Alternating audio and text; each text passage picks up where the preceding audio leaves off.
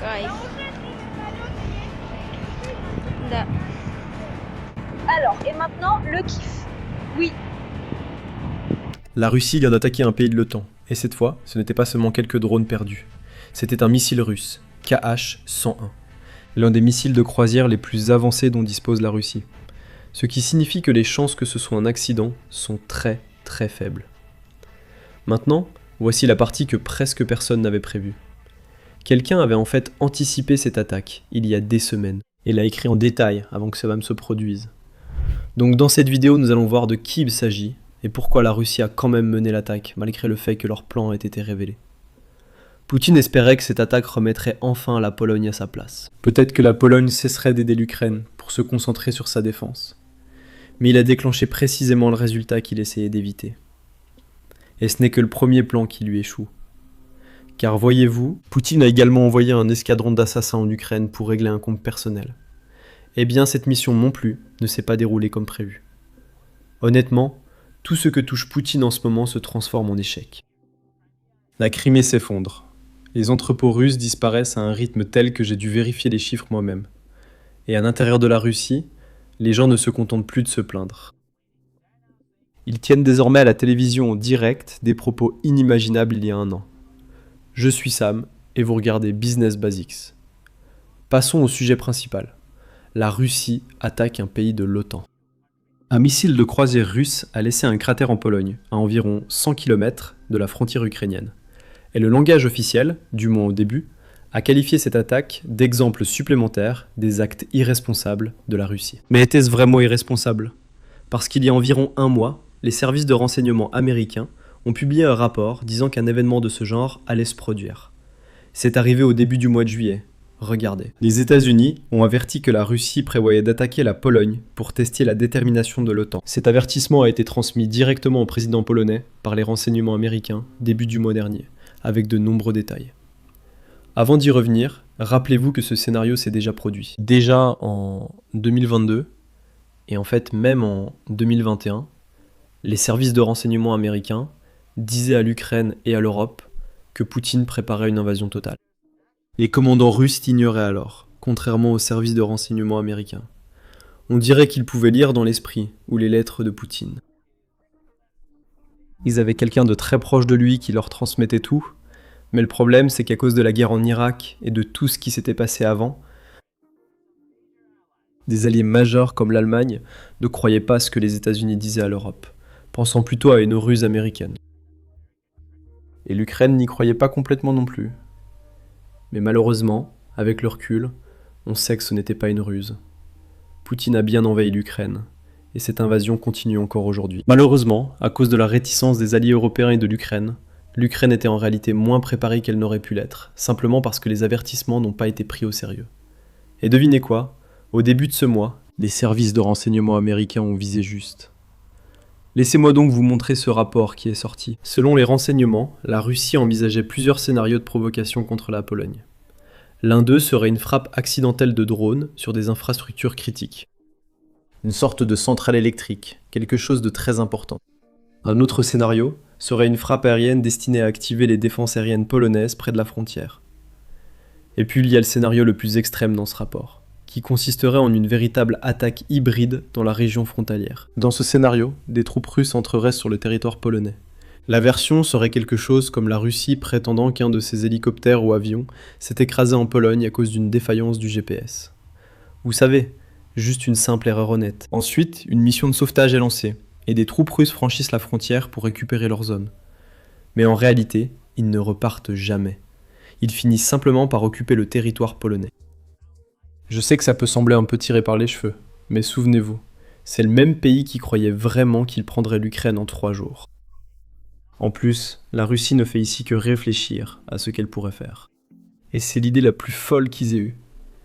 L'idée, dans ce scénario, serait que les États-Unis ou d'autres alliés de l'OTAN empêcheraient la Pologne de riposter contre les troupes russes sur son territoire. Et ensuite, la Russie négocierait avec l'OTAN et les États-Unis, et ils trouveraient une sorte d'accord où les troupes russes quitteraient le territoire de l'OTAN. Et lors de ces négociations, une demande russe serait assez simple. Ils voudraient que les pays occidentaux mettent fin à leur soutien militaire à l'Ukraine. Si tout le monde est d'accord, la Russie retire ses troupes et obtient ce qu'elle veut, l'arrêt de l'aide occidentale à l'Ukraine. Comme je l'ai dit, ça ressemble à un monde imaginaire. Bien sûr, cette idée comporte quelques failles.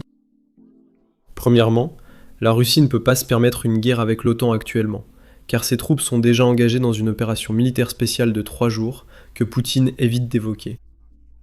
Bien sûr, selon la Russie, le meilleur scénario dans cette situation serait de saper la souveraineté polonaise et de faire passer l'OTAN pour un tigre de papier. Et enfin, le plus important, couper le soutien occidental à l'Ukraine. Et tout cela se ferait sans déclencher une guerre conventionnelle, où la Russie devrait engager plus de troupes ou plus d'équipements. Bien sûr. Donc après avoir vu comment la Russie obtient tout ce qu'elle veut sans la guerre conventionnelle, c'est là qu'on en arrive. D'accord ? Bien sûr, ça c'est le plan russe.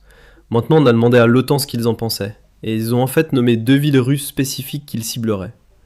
Avant de parler de la réponse de l'OTAN, demandons-nous pourquoi la Russie choisit la Pologne. Pourquoi ne pas choisir un autre pays, disons un pays balte, vous voyez ? Eh bien c'est là qu'il faut regarder ce qui se passe actuellement, entre la Pologne et l'Ukraine. La relation entre les deux pays est beaucoup plus faible qu'il y a un an. Et cela remonte à un événement qui s'est produit en 1943. Vous voyez, tout récemment, Zelensky a donné à l'une des unités militaires ukrainiennes le nom d'une figure nationaliste ukrainienne qui s'est battue contre l'Union soviétique pendant la Seconde Guerre mondiale.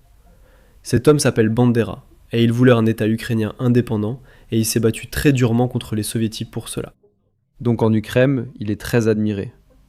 Mais ce même homme est aussi lié au massacre de civils polonais de Souche en 1943. Donc pour la Pologne, c'est en fait un traumatisme historique très profond. Alors, quand Zelensky a donné à une unité le nom de quelqu'un que la Pologne déteste autant et que l'Ukraine aime autant, c'est devenu un sujet de division entre ces deux pays. Et la Russie a vu cette faille, et elle espère enfoncer un coin dedans pour aggraver la situation. C'est justement pour cela qu'un plan russe a visé la Pologne. Et dans le meilleur des cas, Moscou obtiendrait tout ce qu'elle veut. Mais malheureusement pour Poutine, l'OTAN a sa propre réponse à ce plan. Et selon un commandant de l'OTAN, si la Russie commence des provocations directes, alors l'OTAN répliquera. Et voici les 2 villes que l'OTAN va cibler. La première, bien sûr, ce sont des frappes militaires à Kaliningrad, où il pourrait viser les bases navales que la Russie possède à Saint-Pétersbourg. Donc clairement, l'OTAN dit très publiquement que, si vous essayez quelque chose comme ça ne va pas se passer comme vous l'espérez. Ça va très très mal tourner pour la Russie. Pourquoi Vladimir Poutine en serait-il une frappe de missile sur la Pologne, en sachant que son plan était déjà connu, et que l'OTAN ne réagirait pas comme il le souhaitait ? Cela nous mène à la frappe récente, survenue 1 mois après la publication du rapport. Un missile de croisière russe traverse quand même le territoire polonais. Il a fini par atterrir près d'un village polonais, et a créé un cratère de 10 mètres de profondeur. Et sur ces images, on peut voir que le missile est réellement tombé assez près des habitations. Des gens vivent là. Heureusement, aucun blessé lors de l'attaque. Le missile est tombé dans un champ vide. Mais s'il était tombé un peu plus à gauche ou à droite, il y aurait eu des victimes, voire des morts, dans un pays de l'OTAN à cause d'un missile russe. Le gouvernement polonais ne voit pas cela comme une simple erreur, mais comme le début d'un plan plus vaste de la Russie. Le centre de sécurité demande aux citoyens de se préparer à d'autres attaques, à préparer des salles d'urgence et repérer les abris proches. Et de télécharger les guides officiels de sécurité. Si vous y pensez, il est logique que de nouvelles attaques arrivent bientôt. Regardez le schéma. D'abord, la Russie a lancé quelques drones lancés par erreur, puis nous avons eu des missiles, et il n'y a eu aucune réponse forte de l'Ukraine. Donc la Russie va continuer à monter les échelons de l'escalade, jusqu'à ce qu'elle comprenne où se trouve la ligne rouge. Et bien sûr, je ne dis pas qu'une réponse de l'OTAN doit forcément signifier qu'ils attaquent la Russie. Cela pourrait être quelque chose de purement défensif, mais qui montre quand même à la Russie que l'OTAN n'a pas peur d'un affrontement. Voici un exemple donné par des collègues youtubeurs. L'OTAN pourrait annoncer une zone d'exclusion aérienne défensive, assurée par ses avions et missiles. Cela reviendrait à dire, avec l'accord de l'Ukraine, nous abattrons tout ce qui atteint l'ouest de l'Ukraine, car cela se rapproche trop de nos frontières. Ce serait un signal suffisant pour la Russie, et une humiliation pour Poutine, l'incitant à arrêter ce genre d'action. Si vous êtes ici pour les bases du business, voici une autre notion essentielle. Protégez vos données personnelles en ligne. Et si je vous disais que votre adresse personnelle, votre email, votre numéro de téléphone, et même des informations sur votre famille pourraient déjà être en ligne sans que vous le sachiez.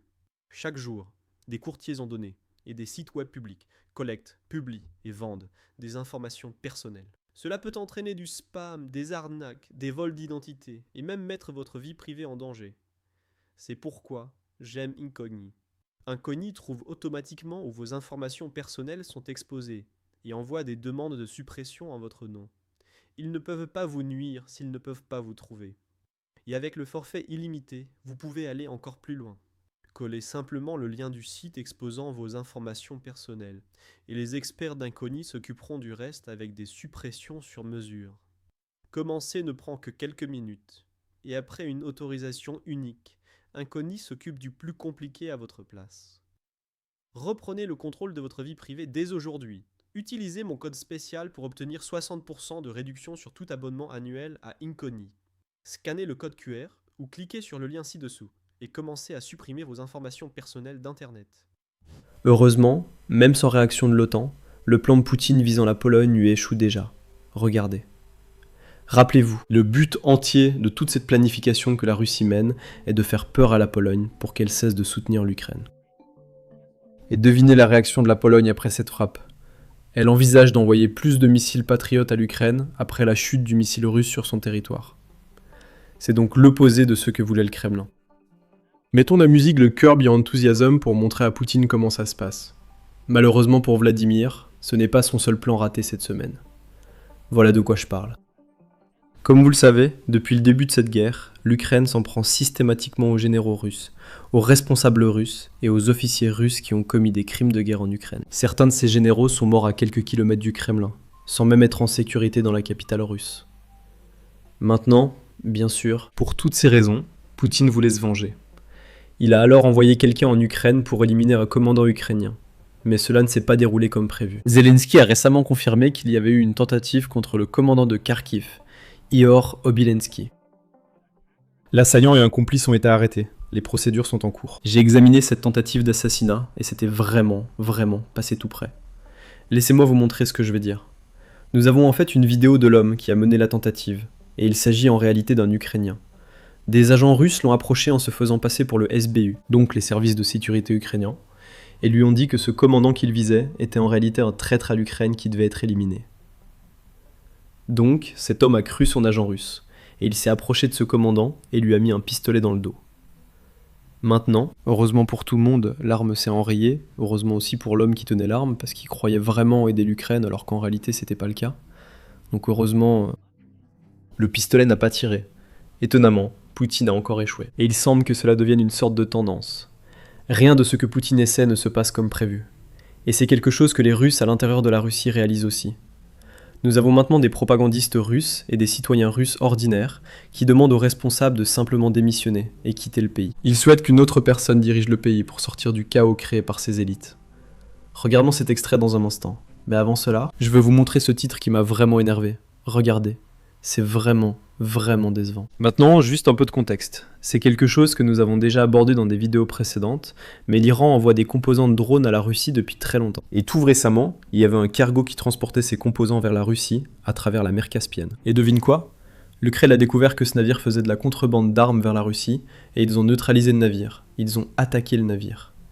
Du point de vue ukrainien, ils ont fait cela pour sauver des vies ukrainiennes. Parce que si la Russie obtient ces composants, ils fabriqueront de drones et l'enverront attaquer des immeubles, des centres commerciaux ukrainiens, tout ce que la Russie attaque. Devine ce que dit le titre du New York Times. Et ce n'est pas que le New York Times. Beaucoup de médias grand public ont publié des titres similaires. Regarde. Une frappe ukrainienne sur des navires iraniens montre comment deux guerres pourraient s'emballer. Et ils appellent ça le début de la Troisième Guerre mondiale, parce que l'Ukraine a coulé un navire qui livrait des armes à la Russie. Parfois, je vois de tels titres et je réalise que ces gens ne suivent pas la même guerre que nous. Réfléchis à ce qui s'est passé depuis que Poutine a lancé son opération militaire spéciale de 3 jours. Des troupes nord-coréennes ont été envoyées en Europe pour combattre aux côtés de la Russie contre l'Ukraine. Est-ce la Troisième Guerre mondiale ? Dès le début, l'Iran a envoyé des drones Shahed. Ils ont envoyé des missiles et des ingénieurs iraniens en Russie pour y construire des usines permettant à la Russie de fabriquer davantage de drones Shahed. Et bien sûr, en plus de ça, la Chine aide la Russie à contourner les sanctions pour qu'elle puisse continuer à faire la guerre à un pays européen. Est-ce que tout cela ressemble à une troisième guerre mondiale, ou faut-il attendre que l'Ukraine frappe un cargo militaire iranien pour que soudain tout le monde se mette à dire que le pays qui se défend pourrait déclencher une troisième guerre mondiale ? Voilà pourquoi nous agissons ainsi ici. Parce que parfois, en lisant les médias traditionnels, on a l'impression qu'ils ne regardent pas la guerre du même point de vue que moi, et que vous. Et c'est exactement pour ça que nous faisons ce que nous faisons ici. En lisant les médias traditionnels, on dirait qu'ils ne couvrent pas la même guerre que nous. Donc si vous n'êtes pas abonné, cliquez sur le bouton ci-dessous. Croyez-le ou non, des millions de personnes lisent le New York Times ou le Washington Post au lieu de regarder cette chaîne. Et ces médias ne couvrent pas bien la défense de l'Ukraine. Plus vous vous abonnez, plus nous grandissons et pouvons toucher davantage de personnes, contrant ainsi la propagande des médias traditionnels. C'est pourquoi nous avons créé Basics Insider. Je serai bref, car je pense que vous en avez assez de cette autopromotion. Basics Insider est une adhésion à laquelle vous pouvez souscrire où vous voulez, ici sur YouTube en cliquant sur le bouton rejoindre ci-dessous, ou en allant sur basicsinsider.com, ou sur notre Patreon, Substack, ou que vous préfériez nous soutenir. Et en retour, vous recevez réellement quelque chose de vraiment précieux. Chaque jour, nous mettons en ligne des vidéos exclusives que nous ne pouvons pas publier ici sur YouTube, car YouTube dépend des annonceurs. Certains sujets, les annonceurs ne veulent pas que nous en parlions, notamment ce qui se passe sur les lignes de front et la manière dont les Ukrainiens se défendent et combattent. C'est la réalité de la guerre, et nous souhaitons en discuter. Nous voulons inviter des vétérans comme Chuck Farr pour expliquer ce qui se passe et ce que nous pouvons en apprendre. C'est pourquoi nous avons créé cette adhésion, pour publier ce que nous voulons, sans craindre la réaction des annonceurs, restreindre notre vidéo ou faire en sorte que vous ne puissiez pas la trouver. Donc si vous voulez soutenir cela et avoir accès à du contenu exclusif, vous pouvez le faire dès maintenant en cliquant sur le bouton rejoindre ou en allant sur Basics Insider ou sur notre Patreon ou sur notre Substack. Tous les liens sont ci-dessous. Et maintenant, parlons de pourquoi les Russes se retournent contre leur propre gouvernement. Passons en revue les extraits que j'ai promis. D'abord, nous avons un propagandiste du Kremlin qui dit publiquement que « est-ce qu'un coup d'état du Premier ministre russe se prépare, qui va remplacer Poutine et sauver le pays ?» C'est ce qu'il discute dans les émissions russes. Écoutez bien. Le discours traite de la montée de la tension chez nous. Voici comment les tensions sont attisées dans la société. Je ne comprends pas. Honnêtement, je suis libre. Et je ne comprends vraiment rien. Les gars, est-ce que vous essayez de maintenir la stabilité ou de rendre les gens aussi en colère que possible? Alors, lequel des deux? Un coup d'État est-il déjà en cours ou pas? Hypothétiquement, il y a cette version. Il y a une version que certaines personnes suggèrent selon laquelle Kirienko prépare un coup d'État. À tout moment maintenant, lui et son équipe, ces gens, vont arriver et tout le monde criera « Hourra, hourra !» Je ne comprends pas. Est-ce qu'il prévoit de prendre le contrôle? Un terrain vague ravagé par les flammes? Est-ce qu'il prévoit d'arriver dans une situation de chaos total et d'anarchie ou... Peut-être que je suis naïf et pas assez informé. Je suis professeur de chimie, pas historien, mais cette histoire me paraît complètement ridicule. Pour moi, c'est une histoire absolument absurde. Souvenez-vous de ce que j'ai dit au début. Certains Russes demandent simplement aux responsables de démissionner et de quitter le pays, tandis que d'autres parlent carrément d'exécution à la bolchevique pour ceux qui ruinent le pays. Voilà l'état actuel de l'espace d'information russe. Ensuite, un vendeur sur Wildberries évoque les difficultés des gens ordinaires, mais les élites russes et les responsables russes profitent de la vie, malgré des décisions horribles qui ruinent tout simplement le pays. Écoutez, puis nous parlerons des frappes récentes. Des frappes récentes contre des entrepôts russes que l'Ukraine a menées ces derniers jours. Voici l'extrait. C'est une tradition sombre. Commencer la journée en apprenant la destruction d'un autre entrepôt Wildberries devient une habitude. Penza est en train de brûler en ce moment. Hier, c'était Kazan. C'est déjà le 8e ou 9e entrepôt.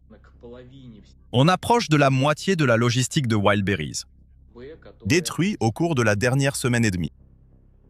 Le pire, c'est que des gens ont été blessés physiquement et qu'il y a eu des victimes. Les entrepreneurs ont essuyé de lourdes pertes financières. C'est aussi un souci pour Wildberries. Cela concerne de nombreuses personnes, notamment celles qui soutiennent les chaînes d'approvisionnement. Certains fabriquent les marchandises, d'autres les transportent et livrent tout. Certains distribuent les commandes au point de retrait, même ceux qui en sont propriétaires. C'est un nombre énorme d'emplois. Et il semble que cette tendance ne va pas s'arrêter de sitôt. Bien au contraire, cela ne fera qu'empirer. L'ampleur des dégâts et de cette putain de catastrophe est à la fois effrayante et révoltante. Jamais. Parce Même que de c'est toute en ma train vie. d'arriver, et c'est nous qui devons le vivre. Il y a des raisons à cela. Et les personnes responsables de cet effondrement, alors qu'il est encore en cours, en subissent beaucoup moins les conséquences. Le fardeau retombe sur nous, les gens ordinaires. Oui, Ils ne le ressentent pas eux-mêmes, ils nous laissent le porter. 2 autres entrepôts logistiques ont été frappés par des drones ukrainiens en Russie ces 2 derniers jours. Cela fait 18 entrepôts en seulement 13 jours. Ces entrepôts alimentent la machine de guerre que Poutine a construite. Et maintenant, ce carburant brûle, littéralement. D'ailleurs, dans la dernière vidéo, j'ai demandé pourquoi ces bâtiments brûlaient aussi intensément. Quand on regarde certaines de ces vidéos, on dirait que ça brûle vraiment fort. Et j'ai eu ma réponse dans les commentaires. Un peu comme Amazon, où Wildberries utilise des boîtes en carton pour livrer tout ce que quelqu'un achète. Ces boîtes en carton servent de carburant pour un feu. En cas d'incendie, elles brûlent sans cesse, détruisant tout le bâtiment à cause de quelques drones. Nous avons une vidéo montrant l'entrepôt de Volgograd touché il y a 2 jours. Et voici à quoi ressemble la situation, après que l'incendie a été éteint. Et bien sûr, quand l'entrepôt brûle, les Russes ne sont pas contents. Parce que réfléchissez-y, si vous êtes russe, ou simplement une personne normale, n'est-ce pas, vous n'êtes même pas obligé d'être en Russie. Et vous ouvrez la fenêtre de votre maison, et vous voyez littéralement votre ville en train de brûler. Évidemment, vous n'allez pas être content. Regardez ce clip d'un habitant, qui est tout simplement furieux de ce qu'il voit. La situation est effrayante. J'ai compris. C'était de la grêle. 5h du matin, 4h30. La Volga va brûler. Oui, voici tous les vivants. Ils étaient... Et maintenant, il n'y a que moi. Je viens de regarder le toit et je suis restée là à observer. Maintenant, je me suis retournée. Je me tiens sur le toit. Je regarde. là-bas, au loin.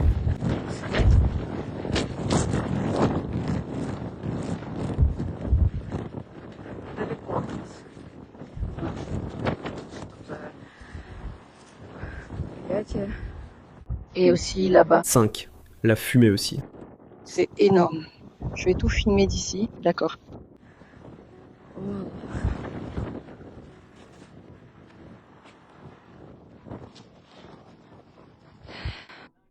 Si vous suivez la chaîne depuis un moment, vous vous rappelez que les Ukrainiens avaient un jeu. Chaque fois que des drones visaient une raffinerie russe, ils rayaient cette raffinerie sur leur bingo. Devinez quoi ? L'Ukraine a désormais réglé son compte à l'industrie du raffinage russe. Ils passent maintenant aux entrepôts russes. Et ils ont un nouveau jeu, Warehouse Bingo. Regardez à quoi cela ressemble. Maintenant, ces entrepôts sont classés par taille. Et le plus grand se trouve dans la région de Moscou. Celui-là n'a pas encore été touché, mais je suis sûr qu'il le sera très bientôt. Le deuxième plus grand, dans la même région, est totalement détruit. Le 3e et le 4e sont détruits. Le 5e est touché, endommagé, mais non détruit. Le 6e détruit, et puis vous pouvez voir tous les autres. Au total, 10 entrepôts parmi les 24 plus grands ont été détruits, et 3 autres ont été endommagés. Alors voyons combien de temps il nous faudra pour faire carton plein. Au total, les frappes de drones ont mis hors service plus de 15% de la capacité d'entrepôt de Valbari. En Russie, depuis le 18 juillet, lorsque cette campagne a commencé, au moins 8 des entrepôts des places de marché, avec une superficie totale d'environ 860 000 m². Je pense que c'est à peu près la taille de Monaco, ou en fait le double de la taille de Monaco, qui ont été touchés. Cela équivaut à 15,4% de la capacité totale des entrepôts de l'entreprise. Selon les médias russes, les plus grosses pertes concernent des entrepôts de la région de Moscou, le deuxième plus grand que nous venons de voir, et l'autre se trouve dans la région de Ryazan. De plus, des incendies se sont déclarés dans d'autres installations à Saint-Pétersbourg et à Simferopol occupées. Voici la carte. Vous pouvez voir tout cela. Et si vous faites attention, c'est essentiellement la Russie occidentale. Et c'est en quelque sorte le revers de la géographie russe. Beaucoup de gens... La grande majorité des gens en Russie vivent du côté ouest du pays, même si le pays est immense. Et cela signifie que tous les centres économiques, tous les entrepôts, toutes les entreprises se trouvent du côté ouest. Il est donc plus simple pour l'Ukraine de les atteindre que ceux à l'est. Je ne dis pas qu'il n'y a personne en Russie orientale, mais la majorité des Russes et de l'économie sont à l'ouest. Voilà pourquoi toutes ces frappes sont concentrées dans une si petite zone. Voici maintenant un mème amusant vu sur les réseaux sociaux russes. Certains Russes évoquent la possibilité de déplacer ces entrepôts sous terre, et l'un des commentaires à cette idée dit « Peut-être que Poutine devra faire un peu de place dans son bunker. Comme ça, vous savez, On pourra stocker quelques provisions. Je doute que Poutine laisse entrer des gens dans son bunker, mais c'est ce qui fait rire les Russes. De plus, une autre nouvelle comique vient de Russie, nécessitant un peu de contexte. Vous savez comment eBay ressemble un peu à Amazon. C'était pas vraiment comme Amazon, mais un peu quand même. Eh bien en Russie, il y a une autre entreprise qui s'appelle Ozon, qui est en gros comme Amazon, comme Wildberries. C'est juste plus petit, donc c'est un petit concurrent. Et voici ce que les entrepôts d'Ozon peignent maintenant sur le toit de leurs entrepôts. Regardez. Le toit dit « Ici, ce n'est pas Wildberries, veuillez passer votre chemin ». Point essentiel. Ozon, comme Wildberries, collabore aussi avec l'armée russe pour la logistique, etc. Je doute que cela marche. Les drones ukrainiens viseront sûrement cet entrepôt un jour. C'est amusant que les médias russes le rapportent ainsi. Voilà où en est la Russie de Poutine. Les entreprises, au lieu de compter sur leur gouvernement pour protéger leurs activités, disent simplement « Hé, nous ne sommes pas Wildberries, continuez, avancez ». Bref, pour revenir à Wildberries, il semble qu'une des plus grandes entreprises de Russie cherche à quitter le pays, ou du moins à déplacer une partie de ses activités à l'étranger, car c'est tout simplement plus sûr ainsi. Regardez cette information. Les médias russes annoncent que Wildberries cherche rapidement des entrepôts au Kazakhstan, après des frappes de drones ukrainiens. J'ai aussi lu récemment une autre information importante, que je dois aborder à l'avenir, c'est que cette entreprise pourrait probablement remplacer facilement ces entrepôts. Ce qui va poser un problème plus important, c'est de remplacer les travailleurs. Tout comme Amazon, je suis sûr que cette entreprise est un employeur majeur en Russie. Et en ce moment, il y a un aspect positif à tout ce que fait Poutine, d'un point de vue économique. C'est que le chômage en Russie est extrêmement bas. Il est autour de 2%. Historiquement, ce n'est pas le cas en Russie. Le chômage est généralement élevé. Mais en ce moment, réfléchissez-y. Il y a 1 million de personnes qui se battent sur le front. Probablement plus. 1,6 million de pertes. Et en plus de ça, 1 million de personnes sont parties quand Poutine a essayé de mobiliser le pays en 2022. Donc, tellement de gens, surtout ceux qui travaillaient, qui faisaient partie de la main-d'œuvre, ont tout simplement quitté le pays. Donc, le chômage en Russie est extrêmement bas. Et si vous cherchez un emploi, vous pouvez en trouver un assez facilement. Maintenant, les employés qui travaillent chez Wildberries voient ce qui arrive à leurs entrepôts, n'est-ce pas? Parfois, ils ne reçoivent même pas d'avertissement. Comme dans certaines vidéos qui viennent de Russie, on voit des employés courir hors de ces entrepôts pendant que des drones frappent les entrepôts. Où sont les signaux d'avertissement indiquant que des drones sont dans la zone? Surtout maintenant qu'ils savent que l'Ukraine mène une campagne contre ces entrepôts. J'ai l'impression que les employés devraient être prévenus d'une manière ou d'une autre. Hé, vous devriez évacuer. Des drones arrivent en ville, mais ils ne reçoivent pas cet avertissement. Si vous travaillez dans un entrepôt, vous voyez cela et pensez « Peut-être devrais-je chercher un autre emploi. Ils vont arrêter de venir et l'entreprise aura du mal à les faire revenir. » Sachant que je doute que ces entreprises puissent concurrencer les usines ou l'industrie de la défense en matière de salaire. Vous savez, les entreprises de défense paient un tel salaire en Russie qu'il devient difficile de convaincre les travailleurs de revenir à des emplois moins bien rémunérés et probablement plus risqués. De toute façon, nous approfondirons cela plus tard. Pour l'instant, je veux voir comment les médias russes couvrent ces frappes sur les entrepôts. Écoutez. Aujourd'hui, Nijni Novgorod publie un article d'opinion sur ce qu'il faut faire face aux attaques de drones ukrainiens contre les entrepôts russes. Les raids quotidiens des drones ukrainiens sur toute la partie européenne de la Russie exigent une réponse urgente, décisive et systématique. Une analyse des rapports du ministère russe de la Défense montre que depuis le début de 2026, plus de 50 régions de la Russie ont été régulièrement attaquées par des armées aériennes composées de 500 à 800 drones. Mais dans cette guerre aérienne, un nouveau front s'est ouvert. Les entrepôts contenant des biens civils destinés à la vente en ligne brûlent les uns après les autres. Par exemple, aujourd'hui, c'est-à-dire hier, l'entrepôt Wildberries dans la région de Ryazan a été attaqué. Exige une attention particulière. La guerre à grande échelle de Kiev contre les plateformes de vente en ligne vise apparemment à déstabiliser fortement le marché de la consommation du pays et à stimuler l'inflation. Et en plus, à traumatiser psychologiquement une partie importante de la population, brisant les fondements de son existence quotidienne. Cela pourrait aussi provoquer du mécontentement social et des troubles locaux susceptibles d'influencer les prochaines élections. Il faut d'abord aider rapidement les exploitants de grands complexes d'entrepôts à protéger des installations totalement vulnérables face aux attaques aériennes, en raison de leur taille, ouverture et accessibilité.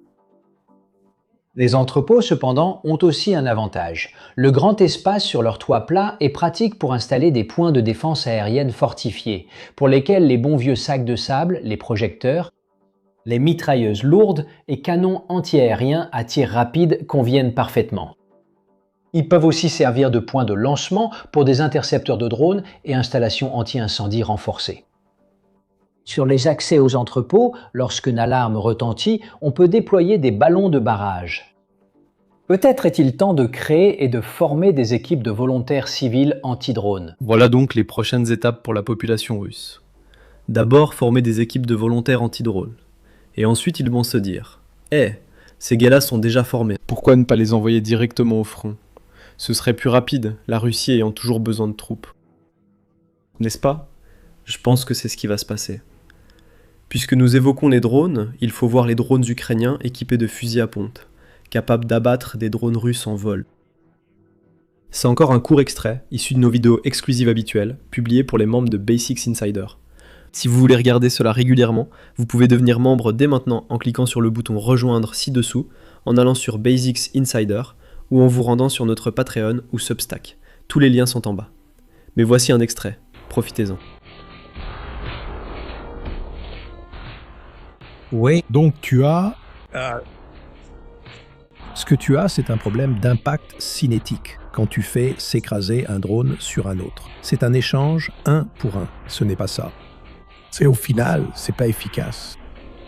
Donc, nous avons un drone plus grand. Dans presque tous les cas, le drone ukrainien équipé de ce fusil à pompe sera légèrement plus grand que le drone qu'il vise. Tu vois, ce sont tous des quadricoptères. Ils ont littéralement commencé avec des fusils à double canon, comme Elmer Fudd, donc tu as 2 coups, un dans chaque canon. Mais ils ont réussi à raccourcir des fusils semi-automatiques, comme un Remington 1100. Et tu sais, à chaque fois que tu appuies sur la gâchette, une cartouche sort, généralement 6. Tu peux mettre 8 cartouches, mais je crois que c'est plutôt 6. Et tu n'utilises même pas de chevrotine, mais de la grenaille, car il n'est pas nécessaire de percer un gros trou dans le drone de l'autre pour en faire de l'art volant. Celui-ci est plutôt cool. C'était un drone marin. Ouais, voilà, donc l'évolution des navires de surface sans équipage, une technologie que l'Ukraine a perfectionnée. Ils peuvent souvent maintenant livrer des sous-munitions, mais dans ce cas, ils livrent d'autres drones. Donc vous pouvez voir que cet engin a été découvert, c'est une opération en plein jour, vous venez de voir un drone russe le manquer de peu, et voici le drone qui arrive, et bam, je ne sais pas ce qu'était cette cible. Mais elle semble bien brûlée. Et donc vous voyez ces longues traînées de feu, cela me laisse penser qu'il s'agissait de fuel lourd. Parce que si c'est de l'essence, ça s'enflammera d'un coup. Si c'est une huile lubrifiante plus lourde, elle brûle moins vite, mais se déplacera au sol. Un point intéressant à ce sujet. C'est ainsi que l'Ukraine a pu grignoter les défenses aériennes de la Crimée. Ils envoyaient l'un de ces engins la nuit. Ils s'approchaient discrètement du rivage, lâchaient 1 ou 2 drones et ils attaquaient les radars russes et les antennes de capteurs. Et tu vois ce grand mât qui est déployé là-bas, c'est pour augmenter la portée du contrôle du drone. Donc ça peut en fait être... Ce mât peut être relevé, donc elle déploie un câble à fibre optique et le maintient hors de l'eau parce que cela permettra aux drones, aux navires de surface sans équipage, de se déplacer. Donc il n'est fixé nulle part. Donc tout ça, c'est plutôt cool. Et je peux vous dire une chose, la marine américaine a développé cette technologie et elle était principalement utilisée à mon époque. C'était des programmes à accès spécial et c'était utilisé surtout pour la reconnaissance. Mais la marine américaine a-t-elle ce genre d'équipement ? Oui, elle regarde votre chaîne, prend des notes et pense qu'il lui en faut un aussi. C'est plutôt cool. D'accord. L'Ukraine a frappé 170 navires marchands en mer d'Azov et en mer Noire. La mer d'Azov se trouve en haut, là. Vous pouvez voir ces 2 pétroliers. J'ai fait un reportage à ce sujet pour le Key Post. Louise et Banda. Louise One et Banda. Vous venez de voir ce qui étaient probablement des tirs de canon effectués depuis un avion pour toucher ce drone. D'accord, il a raté, mais finalement, l'avion a interrompu l'attaque parce qu'il était trop proche du pétrolier. Donc c'était probablement une bombe qu'ils ont essayé de larguer, mais ça, vous savez, C'est ridicule. Ici, l'objectif est de mettre le navire hors service. Vous frappez le navire à l'endroit voulu. Entre le gouvernail et ce qu'on appelle la garniture d'étanchéité, qui est la bride qui permet à l'hélice de tourner. Si vous heurtez un navire ici, il faudra le mettre en cale sèche pour réparation. L'autre chose, c'est qu'ils n'essayent pas de provoquer une fuite de pétrole, n'est-ce pas? Et ils n'essayent pas de tuer les membres d'équipage. Ils sont en train de mettre ce navire hors service. Et l'Ukraine a excellé dans ce domaine. Mais chacun de ces pétroliers est déjà sanctionné au niveau international. L'autre chose que je voudrais souligner, c'est qu'ils étaient ancrés près de la base navale russe de Novorossiysk, qui se trouve à l'est. Bonne chance si vous entrez dans le port et gagnez environ 43 millions de dollars par cargaison sur un pétrolier de cette taille. Tu crois que la marine russe va intervenir et t'aider? Non, ils ne peuvent pas, même s'ils le voudraient, mais ils ne peuvent pas. J'adore un peu de sabotage maritime. Tu sais, c'est comme ça que j'ai commencé. Donc, c'est mes racines. Ces drones marins sont vraiment cool. Génial, mec. Tu sais, ils peuvent se déplacer à environ 40 nœuds. Ils n'ont pas souvent besoin d'aller aussi vite. Ils sont faits en fibre de carbone et je soupçonne qu'ils ont aussi une peinture absorbant les ondes radar. Et quand vous avez ce genre de plateforme, le radar ne peut pas vous voir, mais parfois, il peut voir votre sillage. Alors vous allez plus lentement. Ils sont presque indétectables par ces navires. Oui, nous avions, quand je suis entré dans la marine, nous avions un patrouilleur appelé le Sea Fox. Et il avait des zigzags sur les fenêtres, il était gris. Et ce qui n'était pas annoncé à propos du Sea Fox, c'est qu'il était complètement invisible au radar. Il n'en parlait à personne. Et à mon époque, on ne pouvait pas être vu à moins d'aller à environ 35 nœuds. Ça faisait un panache d'eau qui pouvait repérer au radar.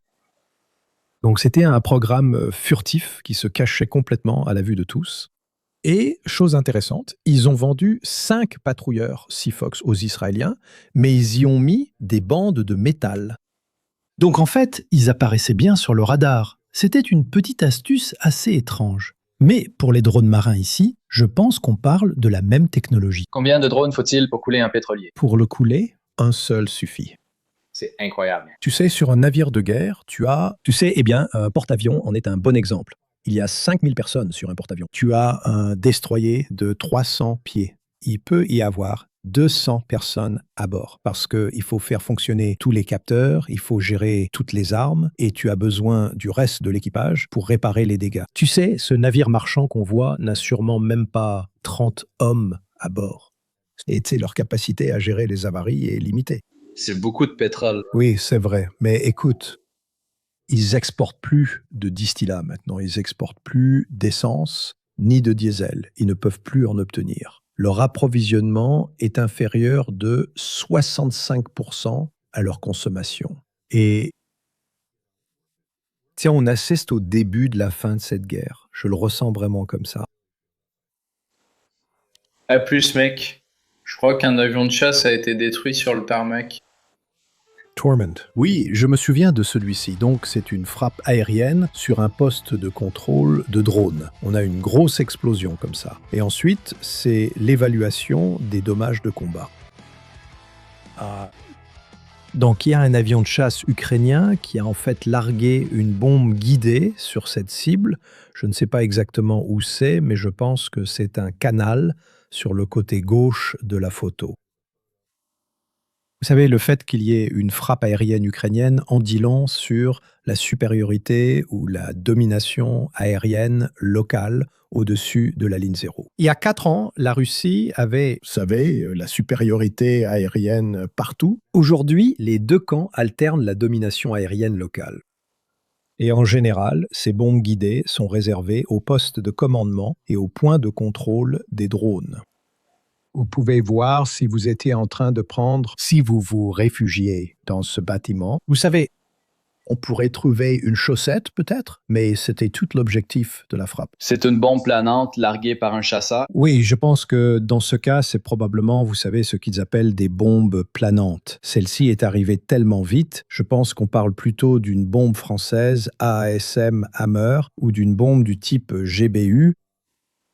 savez, ce qu'on appelait autrefois une JDAM. Elle a de petites surfaces aérodynamiques, mais elle peut être guidée. Dans de nombreux cas, les bombes planantes russes, elles ressemblent à ce qu'on appelle une JDAM EAR. Donc les bombes planantes russes déploient des ailes et se déplacent vraiment très vite, mais il se peut que vous puissiez les voir. C'est un peu comme une GBU ou une bombe Hammer. Elles vont vraiment trop vite pour être vues. Parfois, on peut les entendre. Mais si vous pouvez les entendre, il y a de fortes chances que vous soyez la cible. Donc, c'est vraiment pas une bonne chose à entendre. D'accord. Ici, nous avons quelque chose que je connais bien pour avoir essuyé pas mal de tirs, c'est-à-dire, vous savez, un grade 21. À mon époque, on appelait ça une Katyusha, non héritée de la Seconde Guerre mondiale. Et encore une fois, si vous voulez continuer à regarder cet épisode, vous pouvez le faire en devenant membre. Je m'appelle Sam et je vous retrouve dans la prochaine vidéo.